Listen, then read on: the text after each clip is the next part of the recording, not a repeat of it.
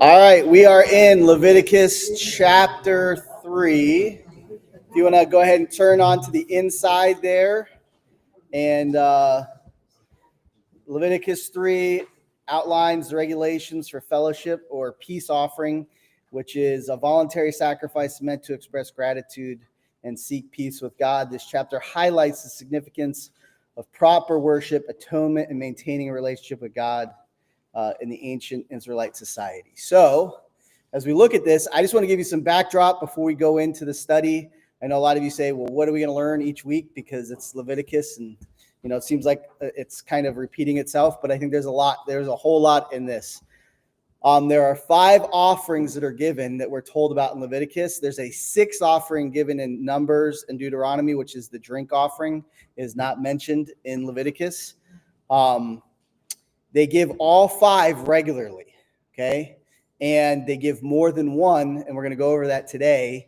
When they come to the tabernacle, they bring more than one offering, and there's a reason for that.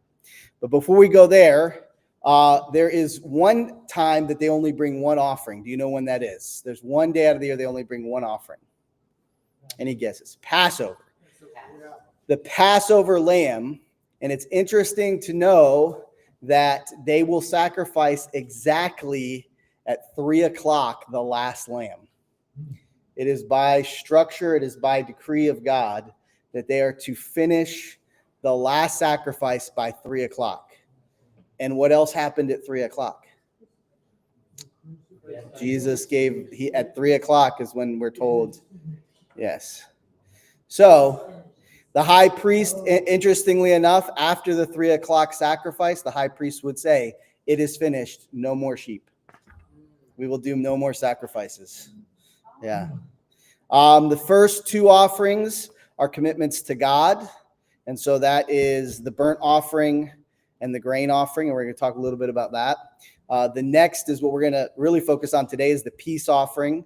And then the last 2 offerings are dealing with sanctification of sin, both God dealing with our sin and then making sure that we deal with those around us that we sin against. So it's really important, I think, to understand that this was a picture of Jesus, and this is giving some foundational patterns, truths, and symbolism of what Jesus came to do, because he was the fulfillment of all of these offerings, and he's a symbol. All these offerings symbolize him.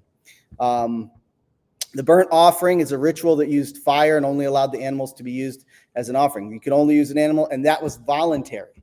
The burnt offering was a voluntary offering. Now, this is really interesting. Some of you are World War II, historians. You like the World War II. We know of what happened with the Jewish people. The Hebrew word for Holocaust, which means catastrophe or ruin, was actually built out of the Greek word Holocaust, which means to complete a burnt sacrifice offering. And when they brought them to those times where they were gassed and then cremated, the rabbis would say, "Are you pleased, God, with this burnt offering?" Yeah. And so the Holocaust is very much connected to what we're talking about. It represents total devotion to God.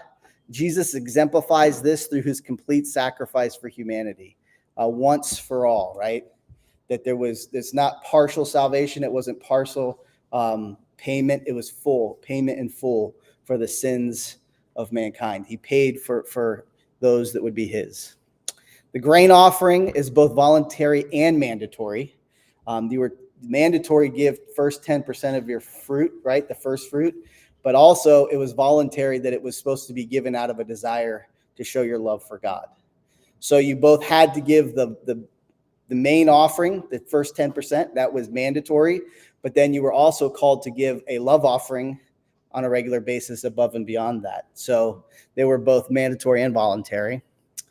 There was a bloodless offering where a small amount of grain was burnt on the altar. We talked about this last week. Most of the grain was eaten by the priests and their families. This signifies gratitude. Jesus is the bread of life in John 6:35, who can nourish our spiritual need, right? He came down like they talk about in Hebrews, like the manna came down from heaven during Moses' day. Jesus came down as the manna for us today, that he will satisfy us. Today we're going to look at the peace offering. Okay? Now I had told you, and this is something I didn't know, and I think it's really interesting. When you came to the tabernacle, you had to bring more than one offering because the offerings built on them. They built on each other. And you could only give the peace offering after you had dealt with the guilt offering and the sin offering. You could not give a peace offering until you had given a sin offering and a guilt offering. So these are different offerings. So the peace offering is an offering of gratitude to God for his mercy and bounties. This type of offering could be a thanksgiving offering, a free will offering, an offering made after fulfilling a vow. It symbolizes reconciliation. Jesus mediates a new covenant, establishing peace between humans and God. Sin offering, the two offerings you had to do before you did the peace offering was the sin offering. What do you think the sin offering was focused towards? It was focused towards the sin against God, right? Repenting against our sin against God. It's an animal sacrifice. It literally, the word means your sin is transferred from you to the animal, and then God deals with the animal, right? So you think about Jesus it says in also Hebrews that Jesus was our propitiation. He took our sin upon himself. He who was without sin became sin, right? So that we could be justified. And that is exactly what happens in the symbolism of the sin offering for the animal, that all of the sin of the person turning in was placed upon that animal, and then the animal was sacrificed in their place. Yep. So Jesus is the Lamb of God, John 1:29, who came to take away the sins of the world. And then the guilt offering, what would be the difference between the sin offering and the guilt offering? So the sin offering, you actually, before you could bring a sin offering, you had to make restitution with the person you sinned against. So if I sin against you, if I cheat you or steal from you or did something that was wrong, I have to reconcile that, then go with a guilt offering. The first sin offering is getting right with God. The guilt offering is getting right with other people. And before you could come to the peace offering, you had to bring in a sin offering and a guilt offering. Did you know that? I think we were taught like once a year they brought in a sheep and that covered their sin and that was it. Yeah, right. No, this was ongoing all the time. It was very bloody. So I go over that just because I think it's important to recognize that all of these things are what we're to do today, but we're under a new covenant. We're under a perfect covenant. That was an imperfect covenant. That's why Jesus came and made a second covenant that's perfected in himself, right? But until we can truly understand the new one, we need to understand where it was built from, the old one that progressed to the new one that we're under now. Something that Debbie gave us at Sunday school, it had to do with laying of hands. And they mentioned having to lay your hand on the blood offering that you were giving before sacrifice. Absolutely. In order for your sins to be transferred to that. Yeah. So that was part of that. I thought that was yeah, it's amazing that, and we talk about how, you probably named that animal, you raised that animal. That is a commodity. Much of what they did was bartering. It wasn't coin-based economy. So you're giving, this is a major part of your wealth that you're sacrificing, right? It cost you something both economically, it cost you something relationally. You built a relationship with that animal. This was all to help them to realize the significance of what this meant, like the depths of what sin causes and the cost of what it is to cleanse sin. Yes? How often were these? I know Passover was once a year. Passover is once a year. Because of how many people there were, this was a constant. So as you had the opportunity to go, you would go. So let's go on. If you look, what do you remember about Leviticus 2? We talked a little bit last week. Well, is the grain offering then the guilt offering? So the grain offering is not the guilt offering. The guilt offering is the fifth of the offerings. The grain offering is actually kind of like a tithe or an offering that we would give. The 10%. Yes, it's a first fruits, and it's not flesh. Okay. Oh, so that's also flesh. Yes, all these are flesh except for the grain offering. Okay. Some of from last week, the offering you made, that was also given to Aaron and his sons. Yes. And what did that illustrate to us?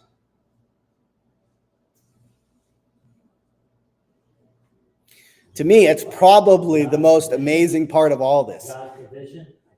His relationship with us. Yeah. To me, like this is one of those things. It's like, wow, that God would say, I'm going to share with you my glory. Yeah. I'm going to share with you. You're going to be part of my family. You're going to be part of who I am. Like, we don't totally grasp that in this life, but that we were created to be in his glory, to be with him. It says we will judge angels. That's that's an overwhelming thought, isn't it? I think we underestimate life by a trillion, right? We get into the mundane, we get bored, we think we know, like we get to a comfort zone where we think we know life and we figured it out. And the truth is we're nowhere near what's about to happen. Like this, we're going to go from this life to the next, and it is going to be significantly beyond our imaginations, right? And part of what it's saying here is the priests, the Levites, get to share in some of these offerings. They eat some of the food. They eat some of the grain bread offerings, right? Why? Because that's the picture that in the end, God is going to share his glory with us, and we are going to partake in his wonder and his blessing, right? You made the comment that's why they can get land. Yes. Because they have this. They're aliens. They're foreigners. This is not their place. But more than that, we are the high priests now. You and I, Jesus says that we're part of him now. Whatever he owns, we own, and we become part of the blessing of God. And sometimes I think growing up in church, we lean into, we're horrible sinners that need to be saved by the cross, and that's absolutely true. But once you're saved, you're a child of the King. And sometimes we miss the fact that we live almost like we're still paupers in the mud when we're really princes and kings, and we're part of a royal lineage. We're part of something amazing, and no matter what bad, horrible, hideous things happen in this life, it is but a vapor, and will be in eternity in the kingdom, right? And that motivated all those people. That's why they're martyred, because they're saying, who cares if I'm martyred? I'm headed to the kingdom, right? I get to partake in the glory of God forever. And that was the picture given here, that the priests were able to eat of the bread. They were able to eat of the sacrifice, because that's a picture of us when we know Christ, that we partake with him. So Jesus is the sinless bread of God, because we talked about the bread sacrifice last week, and God shares in the offering of his priests. So today we're going to look at, what does God want us to know about a peace offering? And I'm going to ask Kenny if he would read Leviticus 3:1-5. If your offering is a fellowship offering, and you offer an animal from the herd, whether male or female, you are to present before the Lord an animal without defect. You are to lay your hand on the head of your offering and slaughter it at the entrance to the tent of meeting. Then Aaron's sons, the priests, shall splash the blood against the sides of the altar. From the fellowship offering, you are to bring a food offering to the Lord, the internal organs and all the fat that is connected to them, both kidneys with the fat on them near the loins, and the long lobe of the liver, which you will remove with the kidneys.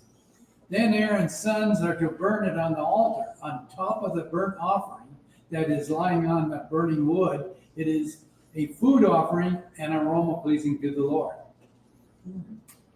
All right, what stuck out to you here in these first 5 verses? What's the significance of all that fat? Exactly, we're going to get there. Yep. The question earlier, mine says the burnt offerings are done every day, in the morning and in the evening. Yes. Now that isn't, they wouldn't be going to a temple or a tent, or this is a tent. Yeah, they would be coming to the tabernacle. Yeah, the priests are doing these constantly. These things will be taking place in front of the priest Mhm. twice a day. Yeah. Like we, you know, I hate to say it, but like in the United States, because of how much we've been blessed, we don't recognize the commitment that the church and the Jews had, our predecessors. Like the scribes, from morning till night, all they did is transcript from one parchment to the next. And this is from Their whole life. one tabernacle, right? Yes. 2 million people. One central tabernacle. So, okay, it would be 2 million people, break that down into families, break it down into groupings. There would probably be an order. Each tribe would come at certain times. There's no way you're doing it all at once. It was the father more than likely bringing it for the family.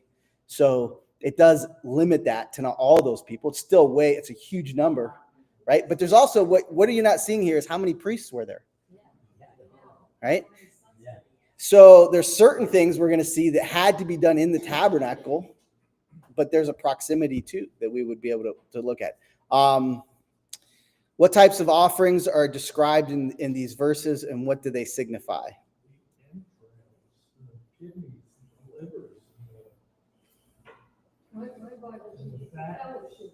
Yes. So fellowship offering is really the Greek or Hebrew is going to say peace. Fellowship means peace. The best possible understanding of the word is peace, because fellowship could mean a lot of different things. Peace means we're at war. Like the whole idea here is we're not at peace with God. Humankind is not at peace with God. And now the tabernacle is establishing a peace with God. So the peace offering is a very significant offering for them to recognize I can be at peace with God. And this is part of that symbolism. And we're going to get to the entrails and all those things. Why do you think the offerings is presented at the entrance of the tent of meeting? Why is it the entrance? Yeah. Okay, practicality. Outside the tent. So yeah, so it'd be at the front, out in the basically between the inside and the outside. No sin inside. Yeah. So, where does heaven and earth meet? Where does spiritual heaven and earth meet? Any ideas? I throw these really tough questions at you. At the cross. Absolutely. The cross, the crossroads, the cross connects the world to the heavens. The cross, the death, burial, resurrection connects us to heaven. Earth was separated from God by sin. The cross brought it back together through Jesus, right? So they had to come to that place. There is one door. There is one way. There is one entrance. I am the way, the truth, the life. There's one way. You got to come to the entrance of the tent and present your offering, right? There's a very strong symbolism here. The entrance, it's a beginning place. It is a place of meeting and greeting. We will leave this life and enter into the next life, and there will be an entrance into that, correct? So it's really important. What parts of the animals are specified as being offered to the Lord? The fat, the kidney, and the liver, right? All right. Why the fat? Well, in Hebrew culture, the significance of the fat is it's considered the best part. So we used to watch a show called Alive, where they would drop these people in on these really terrible places, like alone. And they drop them in these crazy places, and they get like 3 things. You get you can have an axe or whatever. You get, well, how many things was it? 7 things. You get 7 things, right? And you got to survive, right? All right. Well, one thing I learned about muskox, right? And if the fat is what you need to live, the fat keeps you alive. If there's no fat on it, if there's no, fat is such an essential part of life, right? And, we as Americans, we don't like fat because of how it's, in abundance, what it does. But fat was such a useful tool. You could use it in so many different ways. It was so valuable. To the Hebrew, the fat was the most valuable part of the sacrifice. So when you gave the fat of the animal it was like you're giving the credit card, like you're giving the most valuable part. You're giving the part that you could sell for the most money. So it's the part of it you're like, can I give this? Can I live? How are we going to make it if we don't have this? That was the fat of the animal, right? And so in that offering, he's offering the fat. Now also, the fat represents the flesh, the body, right? Okay, and that's really significant because we're going to talk about that a little bit later. The kidneys, okay, in ancient Israel, kidneys are often considered the seat of emotion and thought. They represent the inmost self. And so the kidney and the liver were thought of as the soul. So you had both the flesh and the soul were part of like the symbolism that your inmost being, the thing that made you who you are, and also the thing that gave you value, were what you were, the symbolic sacrifice you were giving. And in doing so, you could have peace with God. If you were willing to have a sacrifice of your flesh and hand over even your inner person to the Lord, then there would be peace, right? So we look, where do we see that in the New Testament? Well, Romans 10:9 says, if you confess with your mouth Jesus is Lord and you believe that God raised him from the dead, you'll be saved, right? And so there's these two aspects. There's a belief that I'm not Lord, that I can't save myself, and that my whole being needs to be saved, right? My spiritual being needs to be saved. But not just that, he says that you'll be raised again, that you'll have a new body, a new flesh. So you have a spirit and a flesh. One needs to be reconciled to God because it's sinful, and one, you need a new one. You need a new body. And these two symbols come together here with the fat, the liver, and these organs, which we wouldn't get. You know why? Because we're not Hebrews, right? To us, we're like, I don't know if I like, the liver. Some people love, yeah. Okay. If you go to places in Africa and you say, give Jesus your heart, that makes zero sense to them because their heart isn't the point of their soul. They say, why would I give him my heart? You know what? In places, I know definitely in Africa, because I've heard about it, they say your bowels are your soul. Give the Lord your bowels. When they translate the Bible, they can't put heart, they have to put bowels, because in their culture, the bowels symbolize the soul, right? This is where we have to recognize there are layers. And these are realities. This was initially given to the Hebrews for them to understand, and they understood it well. When I'm giving this offering, it's the blood, it's the fat, it's the liver and the spleen, which represent the body, the soul, and the life-giving force of the blood, right? All very important, all very important, all right? What was the role of the priest in this offering? What's that? He sprinkled the blood, but he was the mediator, right? Without the priest, you couldn't perform this. So none of us can deal with our body and our soul without the help of a priest. And now it's not the pastor. We're talking about Jesus, the high priest. You can't deal with your issue of a broken, sinful soul and spirit or body without Jesus, the high priest, coming in and replacing that, completely giving you a new life and being born again. So why have the Jews gone so long without a temple? Because in 70 AD, Titus sacked Jerusalem, and when Jesus told them it would be better not, this is the worst day of days. If you're a pregnant woman, be mournful, because it'll be the worst thing ever. There won't be a rock held up. All of them will be pushed over. And that's what happened. They came in and they pushed the temple to complete destruction. From that point on, because of Rome and their persecution, they no longer had a temple, and they weren't allowed to rebuild it, because not too much after that, you know what happened? The Muslims came in and took control of that area and would not let them rebuild the temple. And it's been that way. And what do we argue about today? Palestine and Israel. It is exactly the issue that was happening back then. It is what happened as soon as, we just talked about, so there's a scapegoat, right? Or that's just a symbol, right? They would have a sheep or a goat that on Passover, they had 2 goats, they had 2 sheep. One they sacrificed and put the blood on the altar, and one they prayed over and said, may all the sins of the people be on you. And then it ran out into the wilderness. Jewish historians say the year that Jesus was crucified on the cross, the sheep came back. The sheep that they had put all the sin on came back for the first time ever. Do you understand? Like, they trained this sheep to run away. And it was supposed to have all the sins of the people on it. And the year Jesus was crucified, it came back into the city.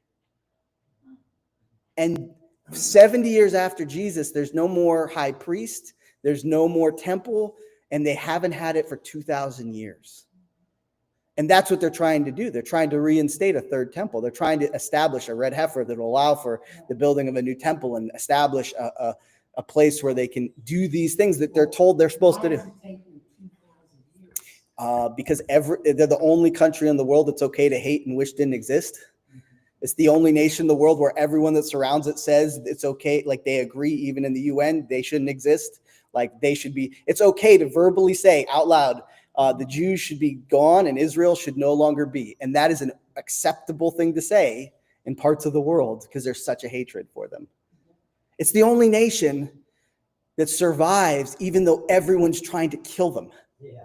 Even, listen, this is sad. It's horrible. It's terrible. We're part of the Reformation. You know, we're no longer part of the Catholic Church. Now we're part of the Protestant Reformation and, you know, all these things. You know what? The Protestant Reformation was great, but Martin Luther hated the Jews. They tried to de-Jewish the Bible. There was a lot of anti-Semitism in Germany at that time. They did not like Israel. They did not like the Jews, right?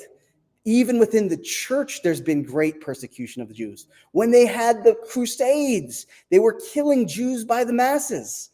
This is why the Jews don't trust Christians, because all they have to do is look at the history and see how the Christians killed Jewish babies. Because there was a demonic hatred for the Jews that exists today because God chose them and he has worked through them throughout all of history. How in the world could there be a country that's smaller than New Jersey and yet it's in the world press regularly? How? Why? And why is there an hatred for them? You know, are they perfect? Have they done? Yeah, but that doesn't allow for this type of hatred. I mean, it's an unrealistic hatred for this group of people.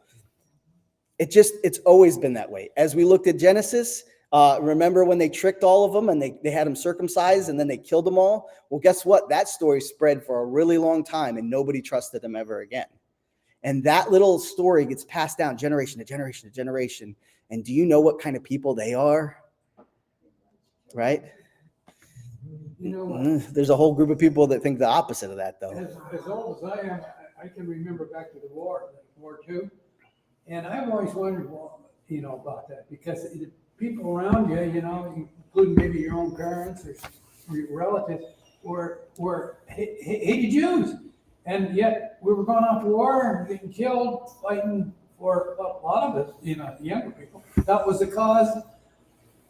Well, the Germans were. There's a part of this where, you know, if you look at the Palestinians, you look at those who live in Israel, the average income per person in Israel is somewhere around 100,000 a year. The average income per person in Palestine and the surrounding areas is less than 20,000. Almost all of those who've won like the Nobel Prize for this or that are Jewish. There is a certain level of hatred because of their success. They own Hollywood. There is a control and power and wealth. Now, why is that? Well, if you want to take a biblical look at it, They're disciplined for one thing. they come from this. And part of it comes from this. But also, do you know what their dads do to their children every single night, 5 times a day? They pray prayers of blessing. They declare truths over their children. And they say into the world that God will bless my child. He will prosper him. He will make him a great man. He will make her a great woman. They will be, do you know if you do that every day, God can't help but do something about you saying that? Like, whether you like it or not, that's what's happening.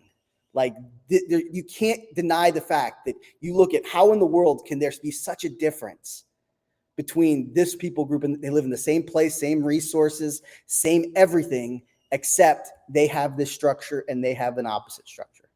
That's the only difference. I can see, in Germany, after World War I, where when the country was regrouping, the Jews were probably, like you just explained, the smartest. They owned the banks. They were the wealthier ones. So Hitler was able to use them as demagogues.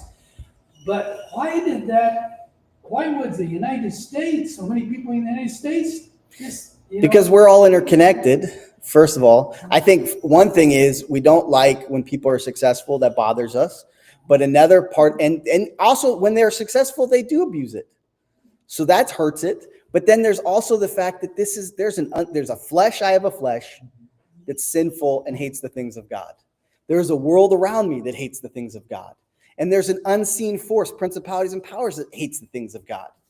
If all three of those things hate God, then his chosen people are going to be top on the list of things for you to hate if you align with it. A lot of people feel the same way about Amish. Yeah. Because they're disciplined in the same way. There's a lot of wealth in Yeah. the Amish community. They have no health care. Yeah. They pay for their own health care cash. Yeah. And you think about, They don't borrow money. Yeah. They have their own economy. yeah. So, I mean, the reality is, what does this bring to the surface? Bring to the surface. We talk about, you had to be so disciplined to bring these offerings. You had to know what they were, how to do it. You had to raise the animals. You had to live. They weren't living in a country. They were living in tents. They were nomads for 40 years. It wasn't like they had a stable home life where they could raise their sheep and raise the dove and, or find, like, this was like, they had to be really smart, really, Well, and for 400 years prior to that, they were slaves in Egypt. Absolutely. They Yeah. had no Yeah. temple, no Yeah. No, they didn't even have this system. formal religion. This isn't established until Moses has already delivered them out. All of these things are brand new. They just built the temple, right? They just did these things. All right, let's continue on. Bonnie, if you would read John 14:27. Peace I leave with you, my peace I give to you. Not as the world gives, do I give to you. Let not your heart be troubled, neither let it be afraid. All right, so all of this offering is to bring peace with God. And ultimately, Jesus is a greater offering. He's the peace offering that he says, don't let your hearts be troubled. I am the peace. I have established the peace. I am the peace offering that makes it right between you and God, right? All right, Leviticus 3:6-11, Gina. If you're offering for a sacrifice of well-being to the Lord as one of the flock, male or female, you shall offer one without blemish. If you present a sheep as your offering, you shall bring it before the Lord, and lay your hand on the head of the offering. It shall be slaughtered before the tent of meeting, and Aaron's sons shall dash its blood against all sides of the altar. You shall present its fat from the sacrifice of well-being, as an offering by fire to the Lord. The whole broad tail, which shall be removed close to the backbone, the fat that covers the entrails, and all the fat that is around the entrails. The 2 kidneys with the fat that is on them at the loins, and the appendages of the liver, which you shall remove with the kidneys. I go to 11, sorry. Then the priest shall turn these into smoke on the altar as a food offering by fire to the Lord. All right, what sticks out to you here? I'm still a little confused now. We know we have 2 burnt offerings a day. Yeah. And then a fellowship offering on top of the burnt offering. Okay, now, you don't do an animal for every one of them, do you? If you can afford it. So we're going to get into that in a minute, but think about if we have 5 offerings, 5 doors, right? 5 different groups of priests. So they're doing the fellowship offering over here, or the peace offering. They're doing the burnt offering over here. They're doing the sin offering. And remember, before you could even do the peace offering, you had to do the sin offering, and you had to make sure, and before you could do the guilt offering, you had to make sure, you had to be able to come to the priest and say, I sinned against this person. Here's what happened. Here's how I reconciled with them. They're here to declare that we're reconciled or we're at peace. And then they can give an offering, right? So it was not just like, hey, you show up. So what do we like to do? And this is, what do we like to do? We like to say, please forgive me for my sins, Jesus. We don't specifically name them, and we don't deal with the ones that have hurt people, right? We don't try to go and reconcile specifically to the person that we hurt. We just say, well, God will forgive me. It's okay. And here, the whole point of it is, if you sinned against someone, you should do everything in your power to reconcile that sin. That's what they were told to do. They said so it's mandatory to do some of these. Before they could even get to the mandatory ones, they had to do these first. Absolutely. So what does Jesus say? Love God, love people. Get right with God, get right with people. This is the focus of your existence. To be right with God, you have to know the gospel and receive Jesus as your Savior. Once that happens, now you have to forgive and give forgiveness and try to live at peace with the people in your world. Yes, Ruby. Well, if they just burn the kidneys and the liver and all that, what do they do with the rest of it? So some of the sacrifices, like this one, they would eat. The priest, and then and I also read, not only did the priests eat it, but they would share it with the poorest of the Hebrews. And so there was a whole system. Listen, what we're learning here is this was a very intentional system that God set up. And if you think about this is like constant. This is where I always look at science and I'm like, man, God is so awesome, because how the cell works is the most complex factory. Like as we study the single cell, there's no simple cell because it's not simple at all. A single cell is more complex than the biggest factories we have in the world. Factories where you have to have timing, you have to have engineering, you have to have, the trucks go here and the conveyor belt goes here and this does this and this. Nothing compares to the single cell. And this is how God uses that same kind of structure. And he says, how do I work? Well, sanctification, justification, glorification. Here's how it works. You're going to come in, you're going to get right with your neighbor through your sacrifice. Make sure you go to them first. And then you're going to come, you're going to report to the priest. And then you're going to give the next offering and the next offering and the next offering. And all of this is to make you right with God. To be at peace. Part of the animal and save it for the deal, the offering in the evening? That's a great question. So what do you even have? We have here is what kinds of animals can be used for the peace offering? Bulls and cows, sheep. So you could use a bull or a cow, a female or a male, or a lamb or a goat, right? These were your options when it came to offerings. Here's the question. Which do you choose? Because you're saying, can I give half of it? Because that's going to be, God always looks at us and he said, what is our first thought? How do I make this as easy as possible? Right? How do I make sure this doesn't get in the way of the things I want to do? How do I make sure this doesn't, mess up my apple cart of plans and ideas and my leisure time and my fun and the things that I'm pursuing with my life? I'll give him the goat because I don't really care about that goat anyway. This is the whole thing. That's what Christ accused. Absolutely. Malachi, once you get to the last book of the Old Testament, God's like, I don't even want your stinking sacrifices. You wouldn't give this to the politicians that you give your taxes to. You give me tumor-filled animals. You give me the worst. You give me the worst. And all this is a picture of is all of us. Do I give God my best energy? Do I give God my best time? Do I give God, or do I give something else that? And it's convicting, isn't it? Do I give God, when it comes to my life, so now we don't have to go to a tabernacle every day. We are the temple, right? And we're making decisions. Am I going to give God the best of me today? Or am I giving him the leftovers? Or am I giving him nothing at all? Right? This is all that picture. And he says, look, the first thing I want you to do is make sure you're right with the people around you. Make sure you're right with me. And then you can start giving of those gifts and talents. I don't want your talents. He says, I don't care about your gifts until I have your heart. And I don't know that I have your heart until you love me and you love people. And the way you demonstrate that is you give all of yourself to me and you forgive and are forgiven. It's all connected. There's no disconnect here.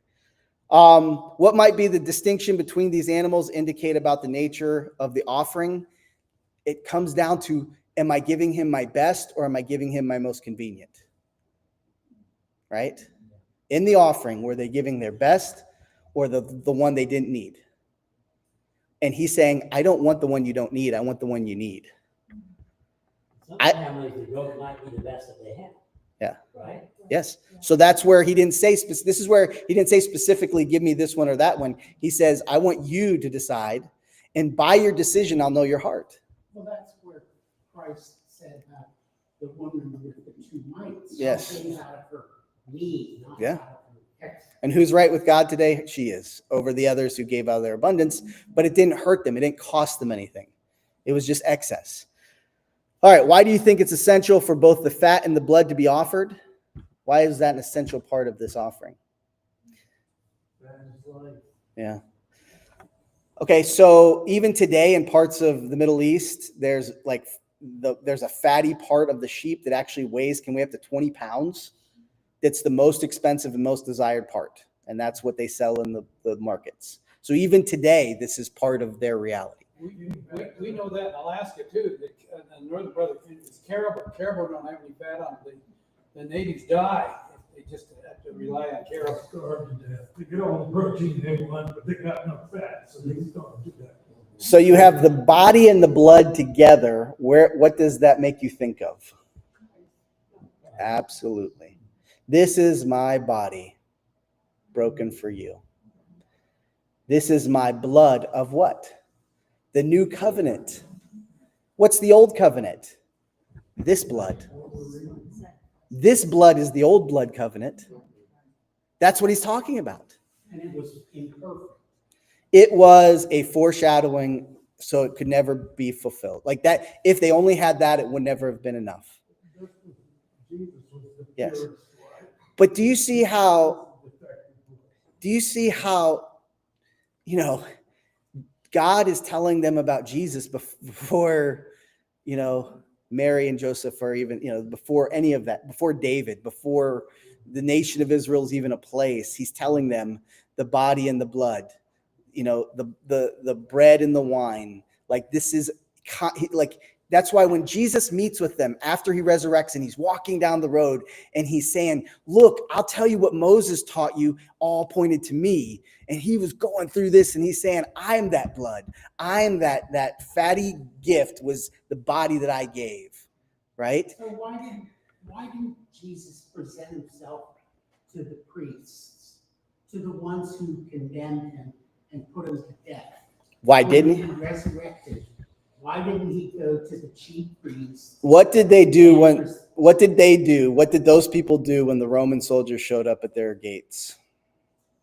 Do you know? Open the gates. Well, they came in and they said, well, the Roman soldier said, hey, he's gone. Jesus is gone. And did they say, well, where did he go? How did his people get him? No. You know what? They knew he resurrected. Those Pharisees, the Sanhedrin knew he resurrected. And what did they tell him? What did they tell those Roman soldiers? They said the craziest thing that you could ever imagine. They said, here's a story. We're going to pay you to tell this story to everyone. Tell them this happened. Why did Jesus not show up? Because he's not going to throw his pearl to swine. They wouldn't have received him even if he showed up at their door and said, I'm here, I'm alive, I'm Messiah. They knew he was not just an ordinary man. He rose from the dead. Even in that knowledge, they did not bow to him. They doubled down and paid the Roman soldiers to tell a lie so that lie would spread about him. At that point, would they have been considered part of the devil, basically? Would you not? Yes, I would say that this is not a logical issue. This is why you can't force someone to be a Christian. This is why when Rome became a Christian nation, it was probably one of the worst things that ever happened, because then, well, if the king's a Christian, I'm a Christian. If the knight that I serve is a Christian, then I'm a Christian. We're all Christians. Everyone's a Christian. Christian. Do they know Jesus in a personal way? Absolutely not. They know rituals and rules and regulations, and they know what they're told about the Bible and the rules, the do's and the don'ts, but they don't know Jesus. And all of it's about, do you know him? Not do you know about him? right? And the point is, no human being, none of us, unless Jesus reveals himself, we struggle, because the fact is there are people that know way more about the Bible and they don't believe it, because knowledge isn't faith, right? It's more than that. And here's what it is. At some point, you have to decide, I'm going to believe it and pursue it, or I'm going to reject it and deny it. And God is putting them in a place where if you believe it, here's what it's going to take. You're going to need to come to the tabernacle. You're going to need to deal with the sin that you've sinned against your neighbor. You're going to need to make sure you're right with God. You're going to need to make sure that you're giving a tithe of your income. You're going to need to make sure that you're giving above that. You're going to need to make sure that you're giving these other offerings that help pay and feed the priests. Like, he doesn't make it easy. He doesn't make it some low bar. He puts the bar way up here and says, if you're my people who are called by my name, here's where it is. This is the tabernacle. This is the thing that I've called you to. All right. Bill, would you read Romans 5:1? Therefore, being justified by faith, we have peace with God through our Lord Jesus Christ. All right. Just as if we didn't sin, right? Christ's riches God's riches at Christ's expense. That's grace, right? And by faith, we have to believe that Christ died for us, rose. The picture of the Old Testament sacrifice was a picture of Christ's death, burial, resurrection, so that we could be fully reconciled to God. And then we'll finish out here. Gene, if you would read the last verses 12 through 17. If his offering is a goat, he is to present it before the Lord. He must lay his hands on his head and slaughter it before the tent of the meeting. Aaron's son will splatter the blood on all sides of the altar. He will present part of his offering as a fire offering to the Lord. The fat surrounding the entrails, all the fat that is on the entrails, and the 2 kidneys with the fat on them at the loins, he will also remove the fatty lobes of the liver with the kidneys. Then the priest will burn the food on the altar as the fire is offered for a sweet aroma. All fat belongs to the Lord. This is a permanent statute throughout your generation, and then wherever you live, you must not eat any fat or any blood. Yeah. Yep. So this is where Jehovah's Witnesses and Mormons get no judge blood transfusions. These things, these ideas have penetrated history and have made profound impacts in the world we live in. Amish don't take blood transfusions. They use this verse, right? There's a reason. Now, we understand the reason they're not to do these things is, first, God understood how tainted food and these things can make you sick and die, but also he wanted them to understand that the lifeblood is what needs to be dealt with, and when sin is in you, it needs to be dealt with, and only Christ can deal with it. And so it was much more a spiritual than a physical thing. And so when Jesus came, what does he tell Peter? He says, remember, he has the dream and the vision and all the pigs and everything are there. And God and the Lord says, go ahead and eat all you want. Eat it all up. Go ahead and enjoy. And what does Peter say? I would never do that, Jesus. I'm such a good Jew. I would never eat these things. And he's talking back to Jesus. Why? Because he had a strong belief in this. This had been ingrained deep into his psyche of what it meant to be right with God, was don't eat the fat of the lamb or this of the sacrifice. Remember, what do they tell them even when they say you can join the church? They say, don't eat animals sacrificed to false gods, right? Because the symbolism was there's all these different ways and Jesus is one of the ways. No, there's one way, right? And so all of these things are important. I think this talks about the goat. Now, a lot of historians would say the goats were often seen as an offering that could represent sin and atonement, while cattle and sheep might symbolize gratitude and fellowship. So the different animal meant different things, had different symbolic meanings, right? And it's the fullness of Christ that not only does he take away our sins, but he gives us hope right? He pays for our sins. He takes it with him. And then he also establishes a new way for us. All of that here in Leviticus chapter 3, the fellowship offering, the peace offering, the Prince of Peace. The most important thing in life is that you have peace with God. And there's only one way to have peace with God, and that is through the death, burial, resurrection of Christ. This is important.